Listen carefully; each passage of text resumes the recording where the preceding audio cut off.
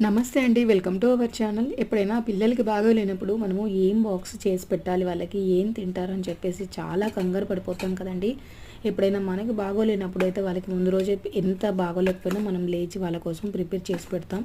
కానీ వాళ్ళకి బాగోలేనప్పుడు మాత్రం అసలు ఏం చేసి పెట్టాలో అర్థం కాదు. నేనైతే ఈరోజు పిల్లలకి ఒకరికి మా బాబుకేమో నోటిపూత ఉందనమాట. 4-5 డేస్ నుంచి చాలా సఫర్ అవుతున్నాడు.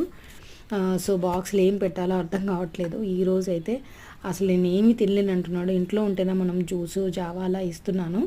కానీ ఈరోజు బాక్స్‌లోకి వాళ్ళు ఎంతో కొంత కడుపు నిండా తినాలని చెప్పేసి నేను అసలు ఇలా వైట్ రవ్వను అసలు యూజ్ చేయనండి. నేను ఈరోజు ఉప్మా చేశాననమాట. ఎక్కువగా గోధుమ రవ్వనే యూజ్ చేస్తాను.